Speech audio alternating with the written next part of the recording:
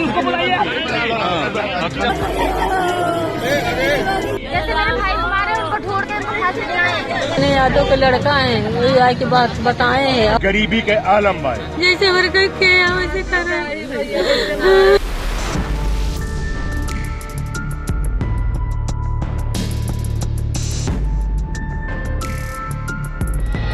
UP के जिला अमेठी से एक खौफनाक वारदात सामने आई है। बीती शाम मुसाफिर खाना के पिंडारा ठाकुर गांव में शौच के लिए गए 23 वर्षीय रत्नेश मिश्रा की धारदार हथियार से हत्या कर दी गई। पिंडारा ठाकुर गांव में संतोष मिश्रा का घर है। घर में पत्नी सुमन, दो बेटे सूरज मिश्रा, रत्नेश मिश्रा और बेटी गुड़िया रहती है। संतोष कमला नगर बाजार में एक चश्मे की दुकान चलाते हैं। छोटा बेटा रत्नेश पढ़ाई पूरी करने के बाद पिता के काम में ही हाथ बटाता था, जबकि बड़ा बेटा सूरज दिल्ली में रहकर प्राइवेट नौकरी करता है। वही बेटी गुड़िया अभी पढ़ाई कर रही है। मंगलवार शाम करीब 6:30 बजे रत्नेश दुकान से अपने घर आया। फिर खाने से पहले वह 7 बजे घर से लगभग 500 मीटर दूर नहर के किनारे शौच के लिए चला गया, जहां पहले से घात लगाकर बैठे पड़ोस के रहने वाले अंकित यादव, राहुल यादव, पंकज यादव, शिवपूजन यादव, ललित यादव और अमित यादव ने रत्नेश पर धारदार हथियार से हमला कर दिया। वह कुछ समझ पाता इससे पहले ही उसके सीने, पेट और सिर में कई ताबड़तोड़ वार किए गए। चीख पुकार सुनकर गांव के लोग जब तक मौके पर पहुंचते उससे पहले ही आरोपी हथियार लहराते हुए फरार हो गए, जिसके बाद परिजन खून से लथपथ रत्नेश को सुल्तानपुर जिला अस्पताल लेकर गए, जहां डॉक्टरों ने उसे मृत घोषित कर दिया। वही घटना की जानकारी मिलते ही मौके पर पुलिस पहुंच गई। साथ ही एसपी अपर्णा रजत कौशिक भी मौके पर गई और घटना की जानकारी लेकर आरोपियों की गिरफ्तारी के लिए 2 टीमों का गठन कर दिया। साथ ही शव को कब्जे में लेकर पोस्टमार्टम के लिए भेज दिया गया।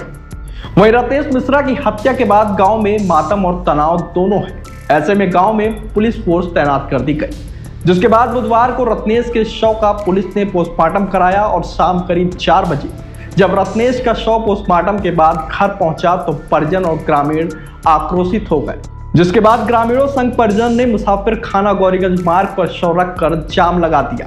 सैकड़ों की संख्या में मौके पर ग्रामीण पहुंच गए और आरोपियों की गिरफ्तारी की मांग को लेकर प्रदर्शन करने लगे।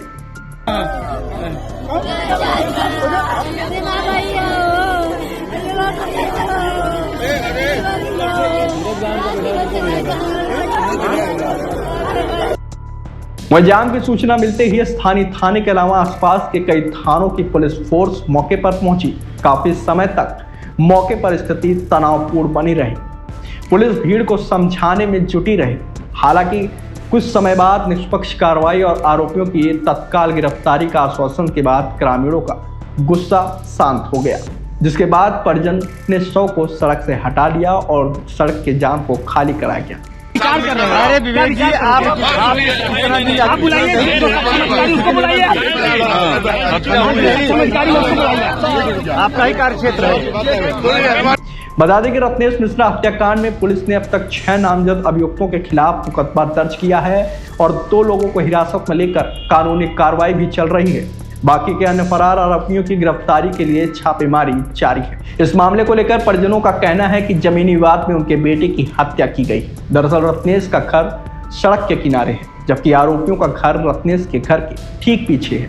घर के पीछे रत्नेश की 2 बिस्वा जमीन है, जिसको लेकर विवाद चल रहा है। आरोपी कहते हैं कि वह जमीन उनकी है। यादों के लड़का है, वही आए की बात बताए हैं। हम देखी नहीं तो मार के भागे। तो शिवपूजन के जो ना है 3-4 जने अंधेर रहा यही घरे का घप घप घप होने के अंदर कहा ले हैं, लेकिन हमका कहा पता कि वही मार के भागा है मेरे भैया का। कितने बजे घटना है? 6:30 बजे के। क्या चाहती हैं? हम चाहते कि जैसे हमारे नाच के यहाँ से न चले जाए। प्रशासन से क्या चाहती हैं? प्रशासन तुम्हारे जैसे हमारे वैसे कर रहे हैं। थाना प्रभारी मुसाफिर खाना को सूचना मिली कि रत्नेश मिश्रा, जिनकी उम्र करीब 23 वर्ष है, जो पिंडारा ठाकुर ग्राम के रहने वाले हैं, इनकी धारदार हथियार से हत्या कर दी गई है। इस सूचना पर तत्काल थाना प्रभारी मौके पर पहुंचे और फील्ड यूनिट की टीम भी बुलाकर साक्ष्य संकलन की कार्रवाई कराई गई। परिजनों की तहरीर पर कुल 6 नामित अभियुक्तों के विरुद्ध, जो उन्हीं के गांव के रहने वाले हैं, FIR पंजीकृत कर लिया गया है।